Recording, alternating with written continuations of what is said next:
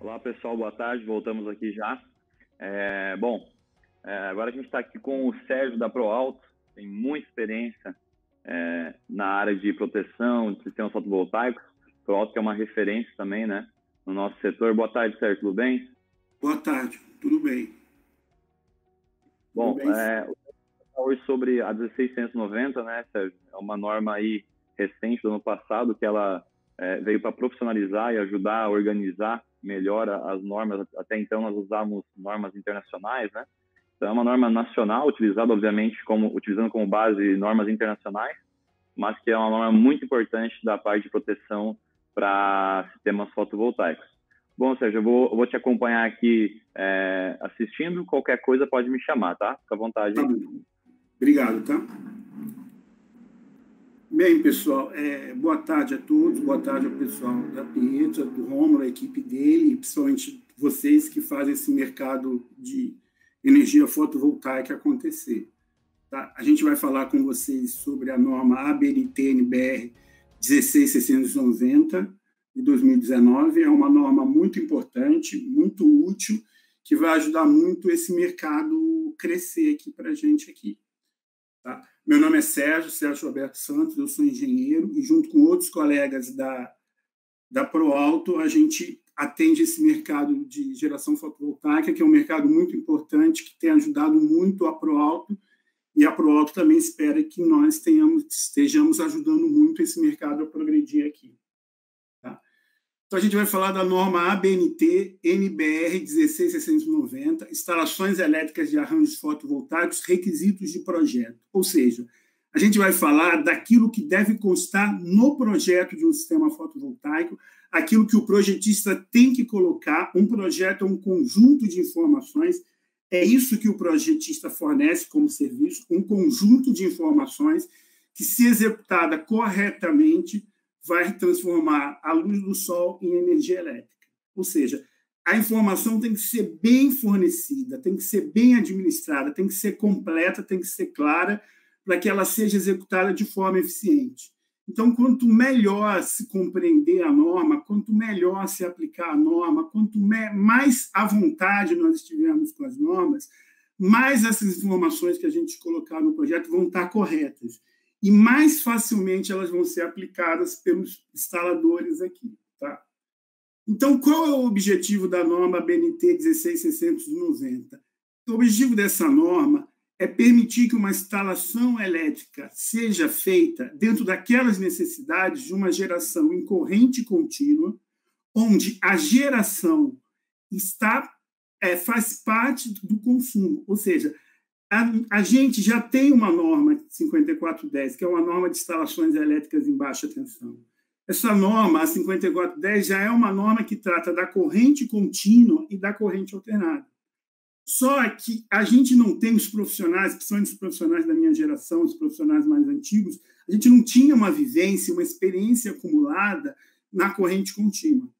Então, a gente aplicava 5410 e tentava aproximar ou fazer com que aquelas prescrições fossem as mais eficientes possíveis quando aplicado na corrente contínua. Só que a corrente contínua tem suas particularidades, tem suas peculiaridades.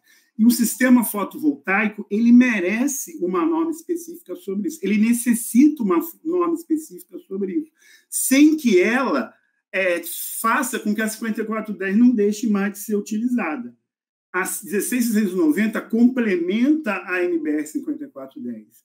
Ela é uma nova norma, ela é uma norma nova, ela é uma norma recente, ela é uma norma infante, ela ainda vai precisar ser trabalhada pelo mercado, os profissionais vão fazer a sua crítica da norma, vão tentar aplicar essa norma para que ela seja utilizada e volte para aquelas pessoas, para a comissão que estabeleceu essa norma, para que ela seja feita que a gente aprenda com esses erros para que ela vá sempre sendo aperfeiçoada. Tá?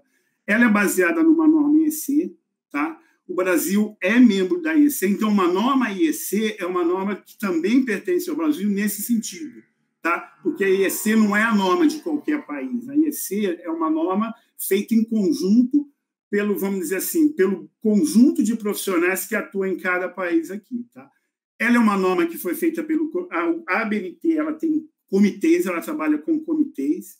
Essa norma foi feita pelo CB3, que é o Comitê de Eletricidade, porque se entendeu que o sistema fotovoltaico é um assunto aceito aos profissionais da área elétrica, e ela é uma norma, num certo sentido, pequena, ela tem só 65 páginas, tá? Só que, num certo sentido, eu falei num certo sentido porque ela depende da 5410, que já é uma norma bem maior.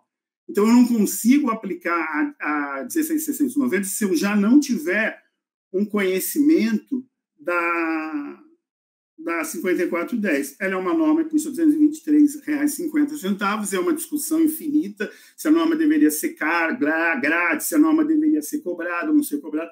Quem trabalha na comissão que elabora a norma não recebe nada por isso, tá? Mas, de qualquer maneira, ela é uma norma paga. Profissionais que têm os CREAs costumam ter convênios com a ABNT, que conseguem alguns descontos em relação a isso. Institutos de pesquisa, universidades geralmente têm as suas normas, e para uma empresa não chega a ser um valor tão significativo assim, tá certo? O que a gente precisa entender para começar a trabalhar com uma norma é entender que as normas evoluem. As normas têm prazo de validade. Então, quando a gente falar de uma norma de arranjos fotovoltaicos, a gente vai falar da 16.690. Mas os projetos que são feitos com essa norma, eles são datados. Então, quem estiver entregando essa semana um projeto tem que colocar na sua ART, tem que colocar na sua documentação que esse projeto foi baseado na 16.690 de 2019.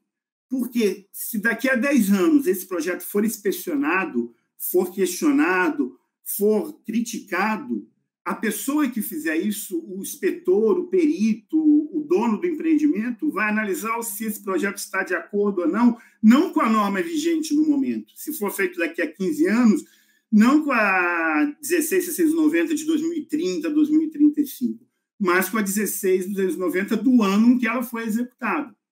Tá certo? Então, eu vou dar um exemplo para vocês aqui, só para vocês perceberem que eu peguei como exemplo a 5419, porque hoje, no dia de hoje e amanhã também, vai se falar muito desse assunto aqui dentro do evento. Então, por exemplo, a 5419 começou há 70 anos atrás com um documento de 6 páginas baseado numa norma belga. E ela foi evoluindo gradativamente até chegar ao número atual de páginas hoje de 353. Não é o número de páginas que importa, 300, 400, 500. É a quantidade de informações que vão sendo agregadas nessas normas para facilitar, sempre para facilitar o trabalho dos projetistas. Informações mais precisas, mais corretas e mais atualizadas.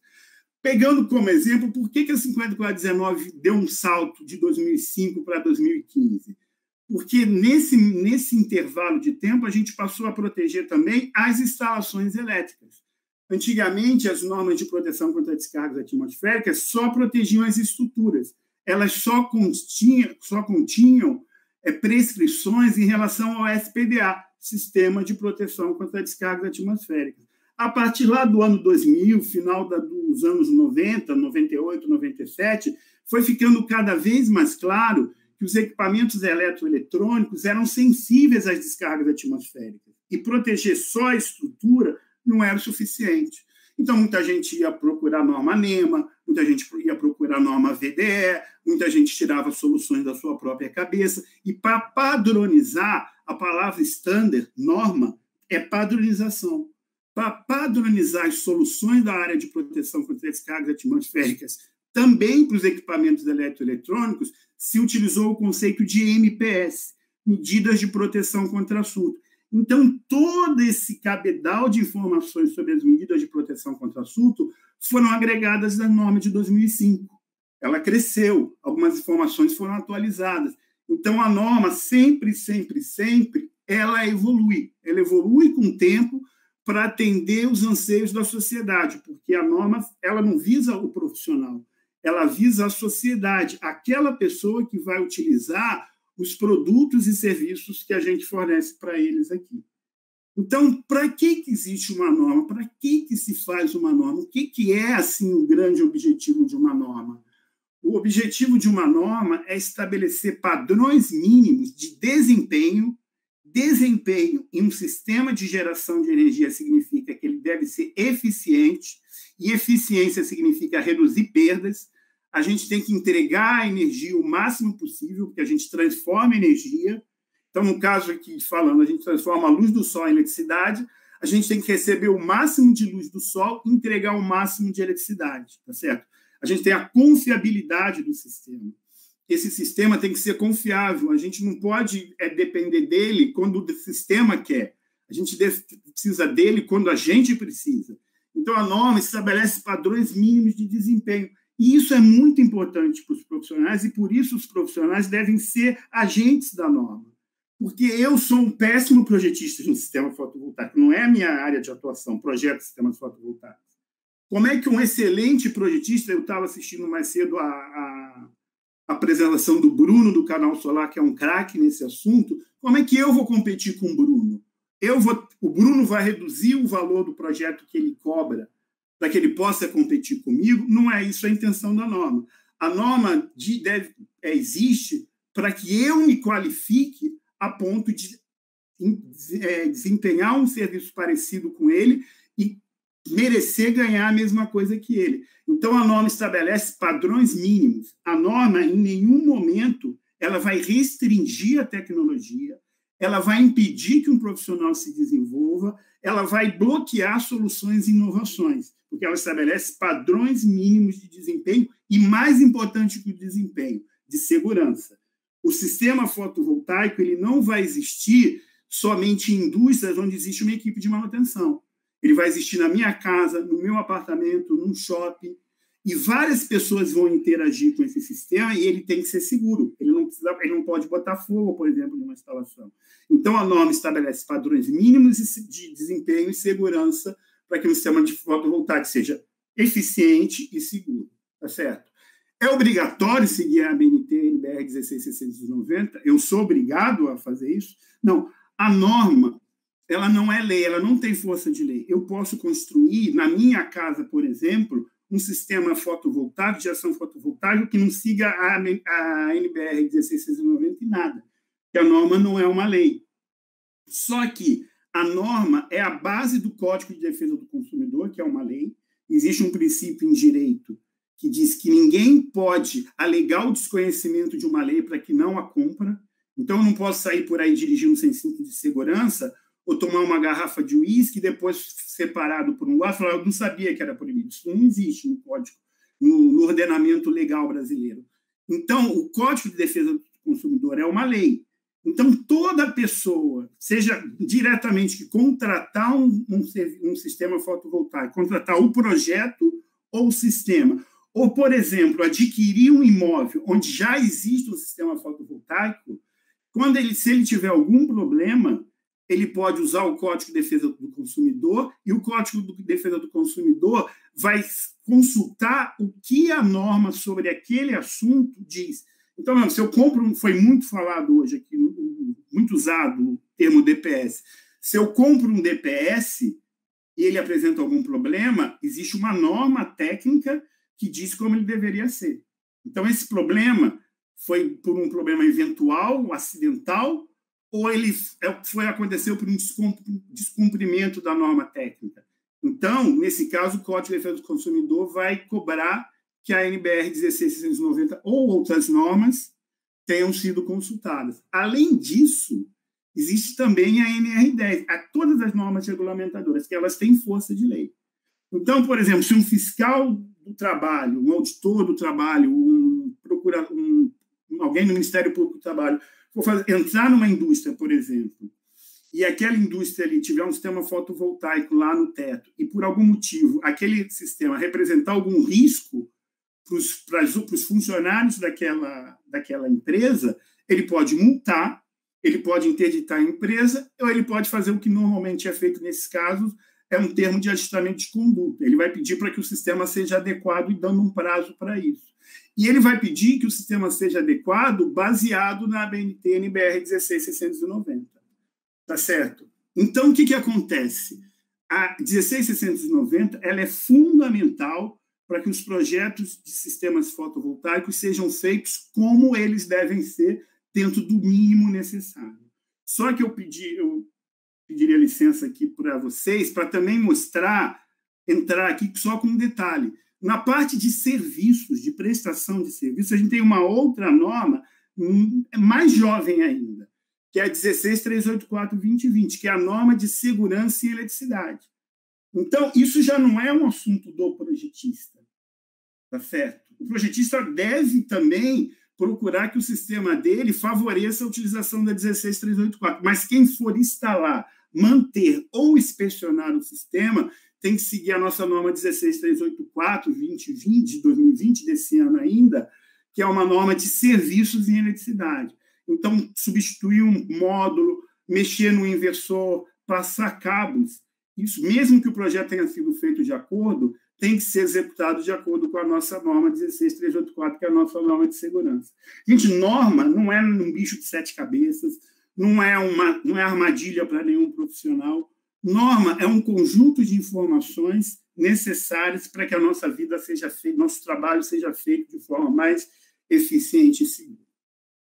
O que eu gostaria de passar? Uma coisa que eu gostaria de passar para vocês em relação à norma, que eu já participei da elaboração de várias normas, tá? E o que eu vejo sobre isso é muito importante que, num primeiro momento, as normas sejam unidas por inteiro. Então, a primeira coisa que as pessoas devem fazer, os profissionais devem fazer, quando vão trabalhar num determinado tema, vão trabalhar num tema que é regulamentado por uma norma, lê a norma por inteiro. Então, eu estava vendo hoje em dia a apresentação, na parte sobre DPS, o Rômulo estava falando sobre os DPS, o que ele achava, as posições dele, os problemas que ele enfrenta. Claramente, aí ele fez uma menção a 16.690. Ele falou assim, 16.690 fala da proteção contra sobrecorrente, disjuntor no inversor, quando eu coloco... Eu não sei assim, qual é o nível de conhecimento do Rômulo especificamente sobre dispositivos de proteção contra sobrecorrentes em sistemas fotovoltaicos, mas com certeza ele já leu a 16.690. Ele já sabe o que existe lá. Então, quando ele for enfrentar um determinado tema, trabalhar sobre um determinado assunto dentro da norma, dentro da área de sistemas fotovoltaicos, ele vai saber o que a 16.690 tem e o que a 16.690 não tem. Então, dessa vez, ele fala assim com a equipe dele, pessoal, mas a 16.690 fala isso. A pessoa vai falar, não fala. No item tal, proteção para garantir segurança. Vamos ver como é que deve ser o disjuntor. Ele não precisa saber em detalhes o que está no item, na parte 5, mas ele já viu lá que a parte 5 trata desse determinado assunto. A 6 trata de outro assunto. Então, no primeiro momento, você tem que fazer uma leitura completa da norma para se familiarizar com ela. O grande erro que os profissionais cometem, e depois isso vai repercutir em erros de projeto, é mais ou menos o seguinte, usando novamente o DPS que foi tratado aqui bastante no dia de hoje. É o seguinte, fala de DPS, aí faz um busca, dá uma busca lá e vê onde aparece o DPS. Aí lê aquele item. Aí, não, mas aqui fala que o DPS tem que ser assim, assim. Mas os itens são relacionados.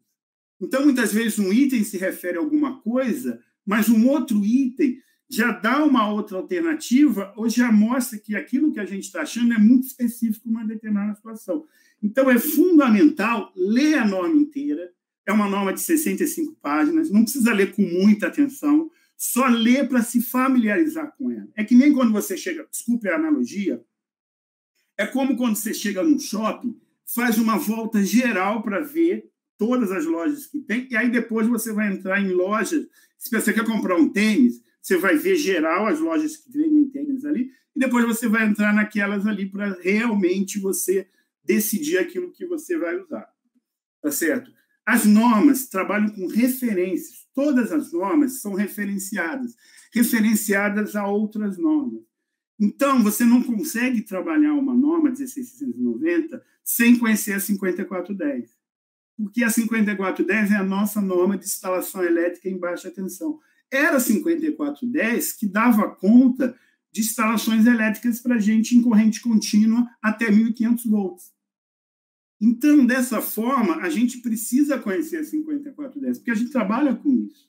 A 16.690 não aboliu a 5410. E não só não aboliu a 5410, mas ela, além disso, o que ela traz? Ela ainda traz outras informações sobre assuntos específicos. toda a norma de projeto, toda a norma que envolve projeto, 5410, 14039, que é a nossa norma de média tensão, é uma norma de caráter mais geral. Tá certo? Lá na ProAlto, a gente está o tempo todo consultando as outras normas. A gente se baseia na 16690, mas a gente também trabalha com outras normas aqui nesse sentido. Tá certo? Então, nesse caso aqui, por exemplo, a gente tem que consultar a 5410. Ah, Sérgio, se a 5410 já falava de 1.500 volts em corrente contínua, por que a 16690? Porque a 5410 ela foi baseada e foi desenvolvida por profissionais que cresceram, se formaram e começaram a trabalhar e trabalham até hoje. Desculpe, gente. No mundo da corrente alternada em 60 Hz. O mundo da corrente alternada em 60 Hz, ele tem particularidades que a corrente contínua, 0 Hz, não tem frequência, quando a frequência é 0, não tem. Então, foi necessário que a gente, como cresceu muito esse mercado de fotovoltaico, gerou um público, gerou uma quantidade de profissionais que estão envolvidos especificamente com esse tema, então valeu a pena, foi necessário tirar todas aquelas recomendações que são relacionadas à corrente contínua, toda a experiência da corrente contínua, e colocar num único documento para dar até força, para dar visibilidade, para dar importância aos arranjos fotovoltaicos. Quando as coisas estão muito misturadas, as coisas acabam se perdendo. Tá certo? Então, essa é a situação. Então, os profissionais que trabalham em sistemas fotovoltaicos, por definição, os projetistas, têm que saber sobre muitas coisas. Não dá para você ser um generalista e um especialista ao mesmo tempo. Isso é uma contradição em termos. Então, nesse caso, é muito importante que vocês conheçam a norma 16690, mas, ao mesmo tempo, tenham bom conhecimento ou apoio, e aí entra, por exemplo, uma empresa como a ProAlto, para dar apoio para vocês em temas específicos, como, por exemplo, o caso de descargas atmosféricas, que foi um tema que foi muito, o próprio Rômulo falou que é um tema em que as pessoas se interessam muito. Então, o que é feito? Olha, gente, que interessante. Assim, a gente tem a 5419. Então, a 16690 vai falar assim, quando você for tratar de descargas atmosféricas, vê o que a 5419 diz. Porque a 5419 é uma norma que só trata desse assunto. Então, eu vou desenvolver um sistema fotovoltaico, um arranjo fotovoltaico, e na hora que eu precisar proteger esse sistema contra as descargas atmosféricas, eu preciso conhecer a 5419. Preciso conhecer, preciso aplicar aquilo que está lá. E, em função dessa chamada que a 5419 sofreu do pessoal da 16690, hoje a comissão que trabalha na 5419 está desenvolvendo um anexo específico só para proteção contra descargas atmosféricas para arranjos fotovoltaicos, porque tem muita especificidade, tem muitos detalhes que os sistemas fotovoltaicos que envolvem a proteção contra descargas atmosféricas. Então, isso aí não são documentos estanques parados no tempo. Na verdade, é um processo em constante evolução. Tá certo? Aí, o que acontece? Eu vou rapidamente passar para vocês, dar uma passada aqui, para vocês terem a noção, eu acredito que até que reforçar, porque a maioria até já tem, sobre o que está ali dentro. Quando a gente fala recomendações, o que a norma fala, o que a norma pede, o que a norma nos informa, são informações importantes, são alertas importantes, recomendações importantes, determinações importantes que ajudam muito a gente para que os nossos sistemas sejam eficientes e seguros. Por exemplo, o item 4.3.10, considerações em relação ao desempenho, apresenta vários cuidados. O tema é esse, cuidados que a gente deve ter. Por exemplo, sombreamento total, sombreamento parcial dos módulos. Isso é uma coisa que incomoda e muitas pessoas não percebem que muitas vezes eles fazem todos os cálculos, todos os estudos em relação à incidência da luz solar sobre os módulos, mas você tem árvores, você tem estruturas que se deslocam, você tem construções que são imprevistas. Por exemplo, você tem o próprio sistema de proteção contra descargas atmosféricas. Na palestra que eu estava assistindo anteriormente sobre esse tema, proteção contra descargas atmosféricas, o colega estava falando que, por exemplo, o prédio muitas vezes já tem um SPDA.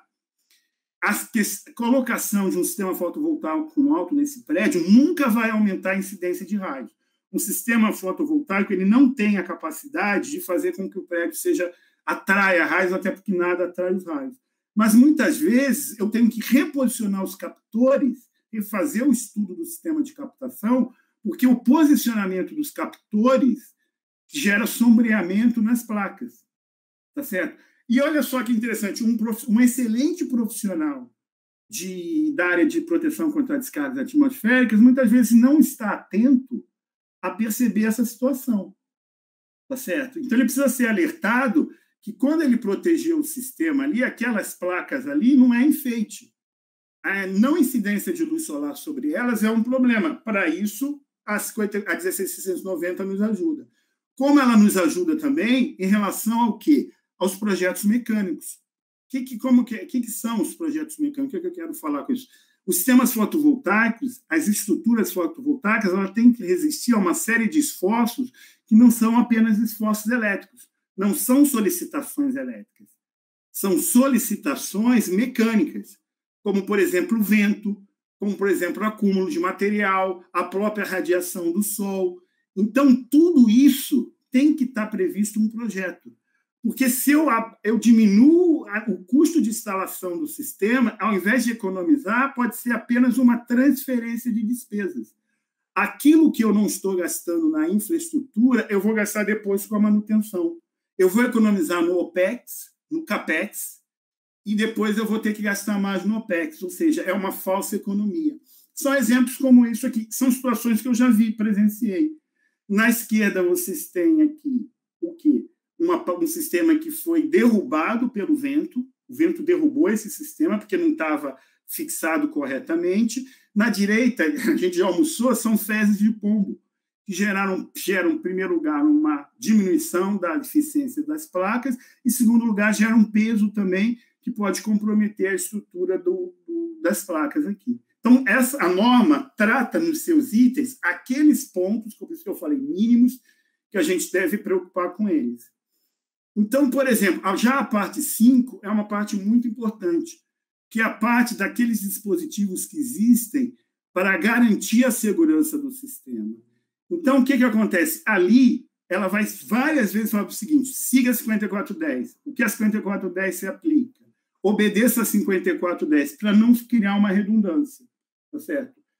Porque depois disso, em outros pontos, aí ela já vai trazer para a gente aquilo que realmente é importante, não que é importante, tudo é importante. Então, a 5410 é muito importante, mas ela vai trazer pontos específicos. Ela vai trazer pontos que na 5410 não tem tanta relevância, mas que um projeto de um sistema de um arranjo fotovoltaico tem que levar em consideração. Tá? Como, por exemplo, no item 5.3, proteção contra correntes, ele fala que os requisitos de proteção que já existem na 5410 têm que ser acrescidos por características, situações ou detalhes que só existem em arranjos fotovoltaicos. Tá certo? Por exemplo, ela fala que as preocupações que eu tenho em relação à sobrecorrente, ela deve ter acrescida porque em sistemas fotovoltaicos eu tenho várias placas e eu tenho mais injeção de corrente. Eu tenho placas e, por exemplo, as UCPs que podem injetar corrente. Eu tenho as placas e as baterias que também são uma fonte de corrente. Então, assim, aí que acontece. A gente tem a 5410 e a 16690 fala para a gente, olha, legal, 5410 você já conhece, você já fez aquilo tudo, mas se preocupa com isso também. Por exemplo, se preocupa com o valor das correntes de sobrecarga de curto-circuito, porque você não vai ter grandes correntes de curto-circuito, 10 N, 20 N, 30 N. As correntes de curto-circuito alimentadas em corrente contínua, em sistemas fotovoltaicos, elas podem ser 10% a mais que a corrente nominal, 5% a mais que a corrente nominal, tá certo? Isso vai criar algumas características que os dispositivos de proteção contra sobrecorrentes podem não atuar corretamente, tá certo? Então, essa preocupação a gente vai ter que ter, tá certo? Então, o que ela fala? Por exemplo, que eu não posso usar qualquer fusível num arranjo fotovoltaico. Porque tem fusível que funciona bem em corrente alternada e não funciona bem em corrente contínua. Tá certo? Então, existe uma norma específica para os fusíveis que são utilizados em sistemas fotovoltaicos. É uma norma de produto. Tá certo? A mesma coisa, por exemplo, eu não posso usar um disjuntor, um mini disjuntor, que foi construído e especificado com a NBR 60898, porque ele não é um disjuntor, estou falando agora, desculpe, de disjuntor, que não é um disjuntor que vai interromper uma corrente de curto-circuito ou uma sobrecorrente gerada por uma placa, uma célula fotovoltaica. Ele não foi feito para isso. Então, essas situações é aquilo que eu falei, você tem que ler a norma toda e quando você chegar, por exemplo, na proteção contra sobrecorrentes, aí você vai se atentar para esses detalhes aqui. Então, por exemplo, você tem uma norma de produto que fala como devem ser os fusíveis para os sistemas fotovoltaicos. Quem gerou essa necessidade é as 16690, ou as suas equivalentes estrangeiras. Elas falam que elas criam, vamos dizer, elas enfatizam o problema. E depois os fabricantes vão correr atrás para desenvolver produtos que atendam aquilo que a norma de instalação determinou para a gente. Tá certo? Então, por exemplo, vou agora entrar mais, a gente já está quase caminhando para o final, eu vou entrar numa situação que foi tratada aqui. Por exemplo, proteção contra sobretensões transitórias. Muita gente conhece DPS, muita gente instala DPS, e o DPS é um dispositivo de proteção contra surto. O surto não é nem em corrente contínua, nem em corrente alternada. O surto que vai num cabo CC é o mesmo surto que vai no cabo CA. Só que existem algumas peculiaridades que o dispositivo de proteção contra surtos tem que ter na parte CC que ele não precisa ter na parte CA. E isso não diz respeito à atuação dele como protetor, por incrível que pareça. Isso diz respeito à situação do DPS quando ele se encontra em repouso, ou quando ele chega no final da vida útil.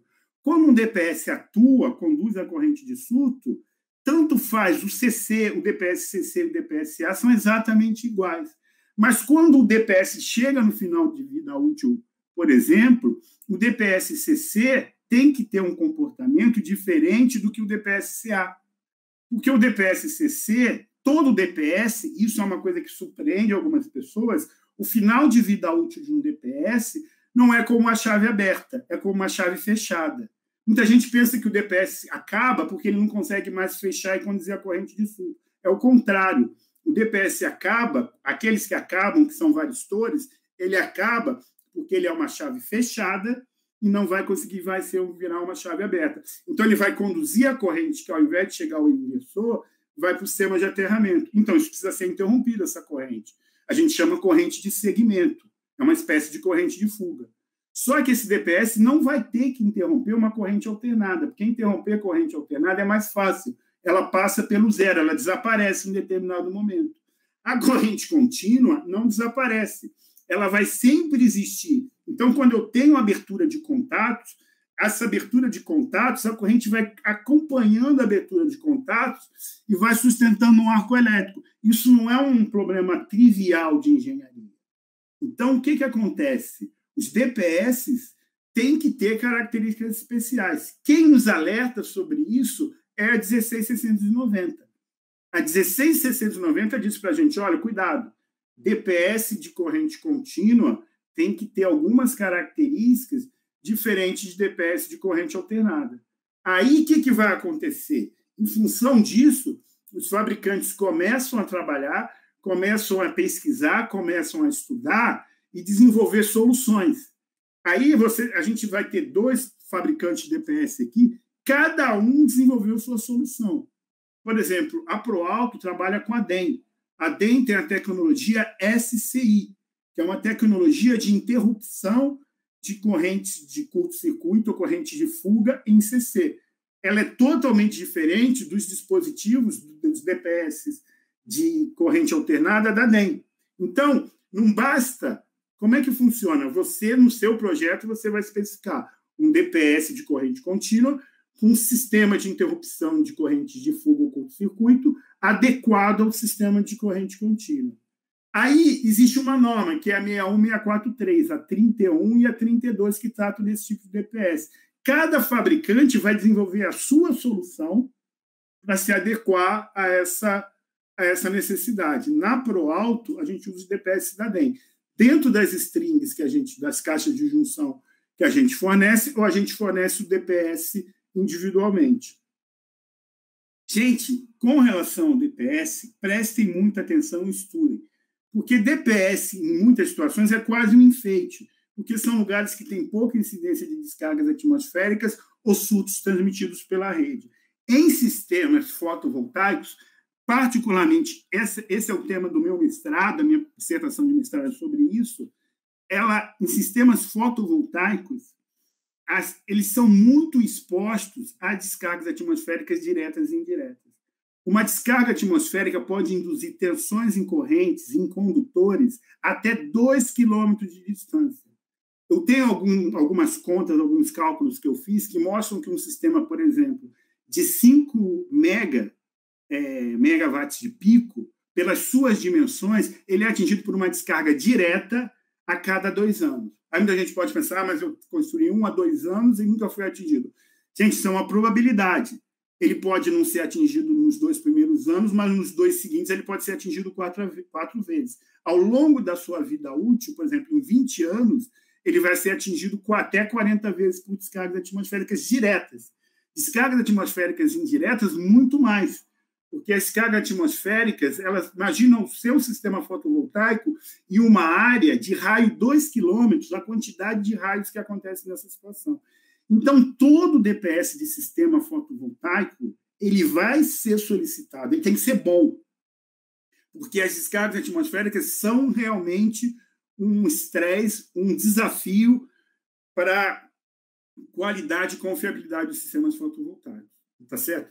Então, só para a gente, que já estou caminhando para o final aqui, só lembrar aos senhores aqui que DPS não estabiliza a tensão, ele não filtra ruído, ele não mantém a tensão regulada, muito menos ele é uma bateria. O DPS desvia correntes de surto da instalação de um equipamento, limitando as tensões que vão acontecer sobre o equipamento. O DPS é o contrário de um disjuntor. Uma recomendação, 2 recomendações, se vocês quiserem conhecer mais sobre DPS, entrem em contato com a gente. E a segunda recomendação, não comparem, não tentem entender o DPS como uma espécie de disjuntor. Quando vocês falam coordenação de proteção, corrente de curto, nada disso existe no DPS. O DPS é o reverso do disjuntor. O disjuntor abre, o DPS fecha, tá certo? Então, são dispositivos diferentes. O próprio disjuntor não interrompe corrente de surto. Não interrompe, porque a corrente de surto se propaga tão rapidamente que o mecanismo de abertura de contatos não tem velocidade suficiente para impedir a passagem dessa corrente. Essa corrente vai ionizar o ar, vai ionizar o meio dielétrico e vai passar pelos contatos. Tá certo? Para terminar, já estou terminando aqui, só queria também, esses pontos eu peguei para ilustrar mais ou menos como é que a gente trabalha com uma norma de instalação. A questão do aterramento. Muita gente me fala assim, mas o aterramento, eu atendo a 5410, eu atendo a 5419, mas o aterramento importante é o da 5419, o aterramento importante é o da 5410. Gente, imagina um celular. Um celular tem uma câmera, o celular tem um microfone, o celular grava, o celular tem um GPS. Cada função dessa, ela tem requisitos diferentes, mas o celular é o mesmo. Para o sistema de aterramento é a mesma coisa. O mesmo sistema de aterramento tem que cumprir diferentes exigências, que são exigências diferentes. Então, o aterramento tem que cumprir algumas coisas que a 5410 pede para ele, e a 16690 também. Ele tem que cumprir outras coisas que a 5419 pede para ele. Tá certo? Aí muita gente vai falar, mas então é diferente? Não, é o mesmo aterramento que, na sua concepção, no seu estudo, ele tem que cumprir funções diferentes. Por exemplo, resistência de aterramento de 10 ohms não existe nem na 5410, nem na 5419. Por quê? Porque a resistência de aterramento numa norma de proteção contra raios não serve para nada, porque o raio não enxerga a resistência, o raio enxerga a impedância. Tá certo? Já na 5410, a função dele é estabelecer proteção contra contatos indiretos e uma referência de potencial para toda instalação. Então, para a 5410, ele serve para outras coisas que a 5419. Mas você não vai construir uma malha de aterramento para a 5410 e uma malha de aterramento para a 5419 na mesma edificação. É a mesma malha de aterramento, tá certo? Que tem que atender tudo o que se pede dela. Desculpem, novamente. Inclusive, se essa edificação tiver uma subestação dentro dela, eu vou ter que atender a 14039, que é a nossa norma de média tensão. Não tem nenhum bicho de 7 cabeças, desde que eu desmistifique o que é o aterramento. Se eu desmistificar, se eu me preocupar, entender bem para que o aterramento não serve, tá certo? Eu posso prestar mais atenção naquilo que é para que ele serve. Então, por exemplo, o aterramento, para caso de descargas atmosféricas, a finalidade dele é injetar a corrente no solo em camadas mais profundas, para que não apareçam tensões de toque e tensões de passo próximas ao solo, onde as pessoas estariam pisando. Tá certo? Então, a finalidade do aterramento para 5419 é essa. Então, quando as pessoas me perguntam o que é um bom aterramento para 5419, é um aterramento único, um aterramento que injete as correntes em camadas mais profundas. A resistência de aterramento não vai contribuir em nada com relação a isso. Isso para também pegar uma carona, pedindo desculpas aqui, pessoal da Pieta, que está organizando o evento, eu vou pedir uma licencinha só para alertar vocês também, eu não posso me furtar isso, que a proteção contra descargas atmosféricas está relacionada a um prédio, a uma edificação. Em áreas abertas, não existe proteção contra descargas atmosféricas. Então, vocês conhecem, todo mundo conhece a 5419. Poucas pessoas conhecem a 16785. A 16785 é uma norma muito importante para projetistas de usinas fotovoltaicas, porque essa norma é uma norma de sistema de alerta de tempestades. É um sistema que detecta a formação de um raio e tem um procedimento treinado que permite que as pessoas abandonem o local, porque essa é a proteção contra descargas atmosféricas em lugares abertos, para não acontecer o que está acontecendo na imagem da esquerda, que são os bois mortos no pasto. Não morreram porque o raio atingiu eles, morreu porque o raio atingiu o solo se tornou energizado e elas morreram eletrocutadas. Para que não aconteça isso com as pessoas que estão na imagem da direita, é necessário que a gente proteja instalações como essas, não contra descarga, não com SPDA, não com captores. Porque mesmo que eu tivesse captores onde estão essas placas fotovoltaicas, essa corrente seria injetada no solo e essas pessoas que estão aí limpando essas placas morreriam da mesma maneira. Então, a proteção contra descargas atmosféricas em locais como esse são sistemas de detecção de tempestades, tá certo? Que tem que ser instalados. Aí vocês vão falar, Sérgio, você fugiu da 16690. Fugi sim, porque isso é muito importante que alguém mostre para vocês que isso aqui existe. Tá certo? Solicitação para a DPS aqui eu já falei aqui, a gente já está encerrando aqui. E aí a norma termina aqui com a seleção e instalação das linhas elétricas, isso seria uma outra apresentação, porque é uma parte fundamental, que são os cabos, os condutores, que vão conduzir a corrente elétrica. Uma verificação final, tá certo? Essa verificação final ela é totalmente baseada na 5410 e na 16274, tá certo? Que é uma norma de requisitos mínimos para documentação, ensaios, comissionamento, inspeção e avaliação. Se existe uma norma de inspeção e avaliação, a verificação final tem que se basear nela. E a manutenção, tá certo? Também segue o mesmo princípio aqui, tá certo?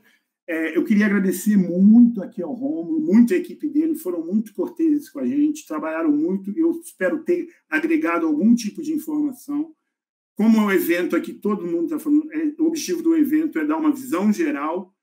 Se surgiram dúvidas, essas dúvidas a gente está aqui na ProAlto à disposição de esclarecer vocês. Nós trabalhamos com fabricantes renomados, fabricantes de qualidade, fabricantes que agregam tecnologia, e cada linha de produtos que a gente fornece tem um profissional, tem um engenheiro responsável, com treinamento aqui ou no exterior, para prestar todo o apoio. Só terminando, Romulo, rapidamente, eu acho que essa é a principal função de um fornecedor de material. O produto é um pacote onde a gente embrulha o nosso conhecimento. Então, o DPS é um pacote onde está embrulhado o nosso conhecimento sobre a proteção contra assunto. A mesma coisa para fusível, a mesma coisa para chave. Então, a gente está à disposição de vocês para fornecer o produto e o conhecimento que ele agrega para tentar ajudar vocês para que os sistemas fotovoltaicos sejam cada vez mais seguros e eficientes. Obrigado, Sérgio. Parabéns pela sua apresentação aí. Um altíssimo nível técnico, né? Uma apresentação muito, muito, muito boa. Inclusive, eu salvei uma frase aqui sua, eu vou anotando os insights no meio das palestras que você estava falando, e era um ponto de vista que eu nunca tinha percebido, e é muito interessante. As normas vieram para ajudar as nossas vidas. Norma geralmente tem fama de ser uma coisa chata, né? Ler norma é uma coisa extremamente chata, que o pessoal não gosta, eu já vou entrar nesse ponto também. Mas, de fato, né, se não fossem as normas, aliás, se perde muitas vidas, né? Mas muitas outras vidas seriam perdidas. Então, de fato, a norma ela não é uma coisa chata, ela é uma coisa que veio para organizar e nos proteger, né? Falando já nesse sentido... Pode concluir. Desculpa. Na verdade, existe um erro que as pessoas cometem, como eu falei. Você não pode aprender sobre um assunto lendo a norma. Muita gente fala assim para mim, Sérgio, eu quero estudar descargas atmosféricas, eu vou ler a norma. Você tem que ter um conhecimento prévio sobre o assunto. Um primeiro conhecimento. Porque uma pessoa que não entende, não estudou, não assistiu os vídeos da Pieta lá, os seus vídeos lá que você disponibiliza para a gente, ele vai ler a 16690, o cara vai ler aquilo realmente, ele vai ler coisas, termos, como se ele estivesse lendo em alemão, para quem não conhece alemão. Então, você precisa ter um conhecimento prévio para depois ler a norma, e esse conhecimento também não termina nunca, né? Agora, se você usar a norma para aprender, vai dar errado. Exatamente. Um outro ponto interessante também que você comentou, Sérgio, foi quanto à leitura da 16690 e o ponto que eu resgatei. É exatamente isso, né, que o senhor falou. Na verdade, você não tem como saber a norma de cabeça, ninguém sabe a norma inteira de cabeça. Mesmo o pessoal que escreveu, às vezes acaba esquecendo algum ponto. Então, o importante da norma é que você lê pelo menos uma ou duas vezes, né, se você trabalha nessa área, para que quando surja dúvida no dia a dia, durante o desenvolvimento dos projetos, você lembra, a norma menciona isso, eu vou ter que me precaver quanto a esse ponto. Porque nós temos uma questão de responsabilidade. Então, eu não posso, como foi comentado, eu não posso alegar desconhecimento da lei. Então, é importante que se faça, quem atua nessa área, leia as normas. A gente percebe um problema muito grande, eu percebi isso muito no início da Pieta, que a gente atuava, além de desenvolver os nossos projetos, revisando projetos para outras empresas. O material que vinha para a gente, então aí é um ponto, inclusive, que eu vou trazer amanhã na minha palestra, sobre a homologação de sistemas fotovoltaicos. O projeto que as empresas mandavam para a gente era totalmente fora da norma, era visível que nunca foi lida a norma, não só normas técnicas, mas principalmente a norma da concessionária. Então, a concessionária pedia N documentos, a pessoa mandava N-4, ou algumas N+5, totalmente fora de padrão, fora de ordem. Então, tem sim uma dificuldade com as distribuidoras de energia em relação à homologação, mas eu percebo muito também a falta de leitura de normas. Então, tanto que isso é uma coisa que a gente aboliu já tem uns 2 anos, que a gente não faz mais essa revisão para outras empresas, a gente só faz os nossos projetos. Então, uma dica também muito importante é ler as normas. É chato, tem gente que não gosta, né, você ficar lendo normas, só que se você gosta do assunto, vai ser um prazer, né? Eu lembro quando saiu a 16690, a gente correu ler ela, né? E importante também ter o conhecimento prévio, como o senhor comentou, pelo fato de que você, dentro da norma, tem algumas palavras que, mesmo sendo explicadas, você tem um glossário lá, mas palavras específicas da área, que se você não tiver um conhecimento prévio, você vai ter dificuldade. Então, o resumo é que você tem que estar sempre estudando, né? A gente está com algumas dúvidas aqui, senhor. Vamos lá, a gente tem uns minutinhos, estamos indo do horário, vamos lá. A primeira dúvida aqui é do José Pontual.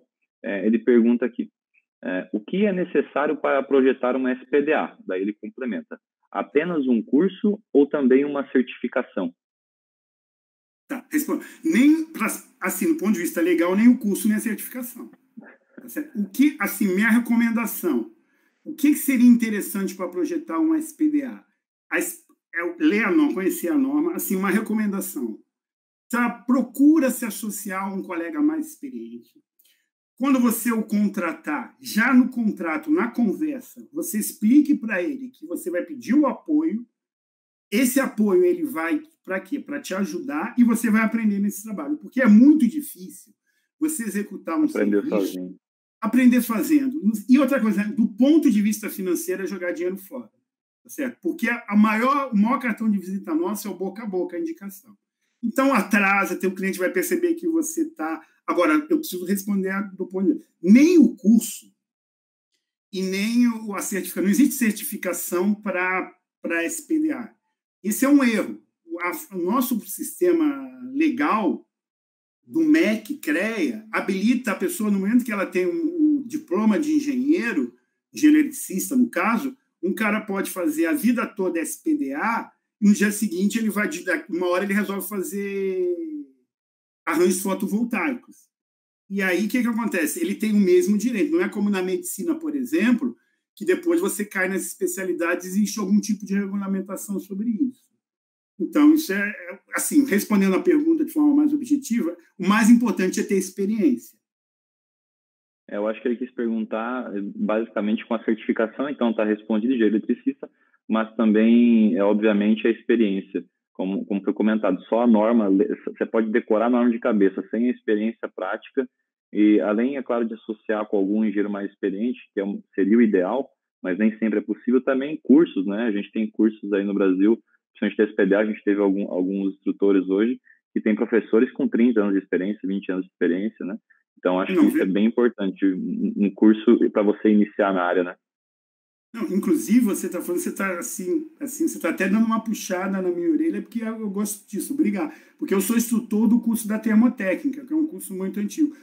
As pessoas que trabalharam na revisão da 5419 de 2015, todos eles são instrutores de curso. Eu, outros colegas que também trabalham.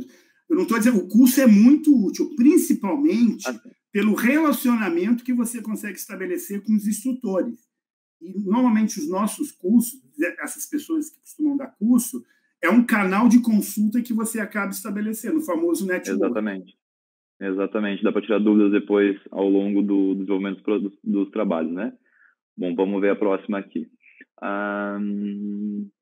O João Cláudio fez uma pergunta aqui, acho que essa aqui é bem fácil de responder também. Se como norma técnica 16690 apresenta requisitos de projeto para instalações fotovoltaicas, existe algum ponto relacionado ao aspecto ambiental na implementação desses projetos? Principalmente relacionado à questão de licenciamento ambiental? Sem dúvida, porque, na verdade, o que acontece ali? Um sistema fotovoltaico mal projetado, ele vai se transformar em quê? Em um rejeito. Ele vai criar uma série de problemas, não só do ponto de vista do problema que o ambiente vai sofrer com o sistema fotovoltaico mal projetado, como as influências que o ambiente vai gerar num sistema fotovoltaico. Porque o sistema fotovoltaico interage com a natureza. Ele não é invisível. Ele não é transparente. Então, uma norma bem aplicada, ela faz com que o espaço ao redor dele seja também mais seguro e melhor aproveitado. Porque, por exemplo, rapidinho, eu já estou esgotando meu tempo, quando os sistemas são mal projetados, tem uma relação direta com o tamanho e com o volume dele. A gente começa a fazer as coisas maiores e as coisas começam a crescer e isso cria uma série de problemas para a gente. Eu acho que aqui, no final, ele complementa, principalmente quanto a licenciamento ambiental. Essa é uma dúvida muito comum também. O pessoal pede, quando que é necessário que eu tenha um licenciamento ou uma dispensa de licenciamento ambiental? Na verdade, nesse ponto, se for nesse ponto específico, a 1690 não traz isso, né? Isso não. A 1690 ela aborda mais... É porque a pergunta dele é inteligente, né? Ele provavelmente viu o título da norma e passou. Requisitos de projeto para instalações fotovoltaicas. Aqui só faltou complementar instalações elétricas fotovoltaicas, né? Então, complementando o João Cláudio ali, a 1690 ela aborda, sim, requisitos para projetos fotovoltaicos, mas no âmbito elétrico, né? Ele não menciona exatamente o ambiental. Vamos lá, tem mais uma aqui para a gente finalizar, estamos dentro do prazo ainda. O João Paulo de Souza perguntou o seguinte: como ficam as instalações de inversores de string, onde existem tensões de até 1.500 volts, em residências com NBR 13384, visto que ela determina que exista proteção com telas, barreiras, invólucros ou coberturas isolantes ou presença de supervisão constante?